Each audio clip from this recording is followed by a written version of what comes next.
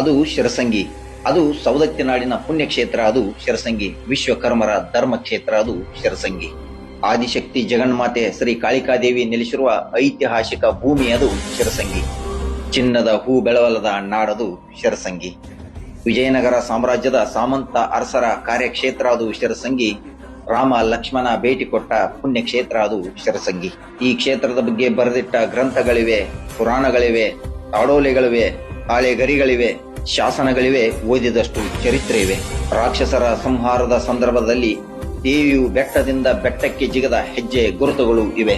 ರಾಕ್ಷಸರನ್ನು ಸಂಹಾರ ಮಾಡಿ ಖಡ್ಗ ತೊಳೆದ ಖಡ್ಗ ತೀರ್ಥ ಎಂಬ ಹೊಂಡವಿದೆ. ಶಿರಸಂಗಿಯ ಪುಣ್ಯಕ್ಷೇತ್ರದಲ್ಲಿ 9 ಅಡಿಯ ಕಾಳಿಕಾದೇವಿಯ ಸ್ವರ್ಣ ರೇಖಾಂತ ಸಾಲಿಗ್ರಾಮ ಶಿಲೆಯಲ್ಲಿ ತ್ರಿಶೂಲ ಡಮರುವ ತನ್ನದೇ ಆದ ಆಭರಣಗಳ ಮೂಲಕ ವಿರಾಜ್ಯಮಾನವಾಗಿ ಕಂಗೊಳಿಸುತ್ತಿದ್ದಾಳೆ. ಅಲ್ಲಿ ಹರಕೆ ಹೊತ್ತು ಕಾಯಿ ಕಟ್ಟಿದರೆ ಇಷ್ಟಾರ್ಥಗಳನ್ನು ಈಡೇರಿಸುವ ಶಕ್ತಿ ಆ ಜಗನ್ಮಾತೆಗೆ ಇದೆ.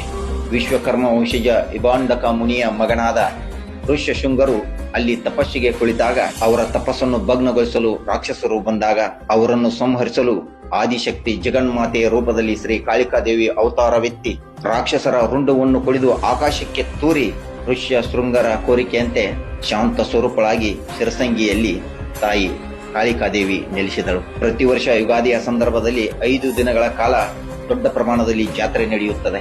ಯುಗಾದಿಯ ಅಮಾವಾಸ್ಯೆಯ ದಿನ ಬೆಳಗ್ಗೆ ದೇವಿಯ ಅಭಿಷೇಕದೊಂದಿಗೆ ಕಾರ್ಯಗಳು ಆರಂಭವಾಗುತ್ತವೆ. ಧ್ವಜಾರೋಹಣ, ದೇವಿಗೆ ಭಕ್ತರ ಹೊಲದಲ್ಲಿ ಬೆಳೆದ ಗೋಧಿಯನ್ನು ನಿಧಿಯ ರೂಪದಲ್ಲಿ ಅರ್ಪಣೆ ಮಾಡಿ ನಂತರ ಬರೋಬ್ಬರಿ 5 ಗಂಟೆಗೆ ಬುತ್ತಿ ಹಾರಿಸುವ ಕಾರ್ಯಕ್ರಮ ಅಲ್ಲಿ ನಡೆಯುತ್ತದೆ. ಅನ್ನವನ್ನ ರುಂಡದ ಆಕಾರದಲ್ಲಿ ಮಾಡಿ ಅಲ್ಲಿ ಹಾರಿಸುತ್ತಾರೆ. ಈ ಬುತ್ತಿ ಯಾರಿಗೆ ಸಿಗುತ್ತೋ ಅವರ ಜೀವನದಲ್ಲಿ ಅನ್ನ ಮತ್ತು ವಸ್ತ್ರದ ಕೊರತೆ ಬರುವುದಿಲ್ಲ ಎಂದು ಅಲ್ಲಿಯ ಜನರ ವಾಡಿಕೆ ಇದೆ. ಬುತ್ತಿ ಸಿಕ್ಕವರಿಗೆ ಭಾಗ್ಯದ ಬಾಗಿಲು ತೆರೆಯುತ್ತದೆ. ಶ್ರೀ ಕಾಳಿಕಾ ದೇವಿಯು ರಾಕ್ಷಸರ ಸಂಹಾರ ಮಾಡಿದ ಸಂಕೇತಕವಾಗಿ ಈ ಎಲ್ಲ ಆಚರಣೆಗಳು ಶಿರಸಂಗಿಯಲ್ಲಿ ನಡೆಯುತ್ತವೆ. ಸವದತ್ತಿ ನಾಡಿನ ಶಿರಸಂಗಿಯ ಶ್ರೀ ಕಾಳಿಕಾ ದೇವಿಯ ಮಹಿಮೆ ಅದ್ಭುತವಾದದ್ದು, ಅಮೋಘವಾದದ್ದು, ಅನಂತವಾದದ್ದು.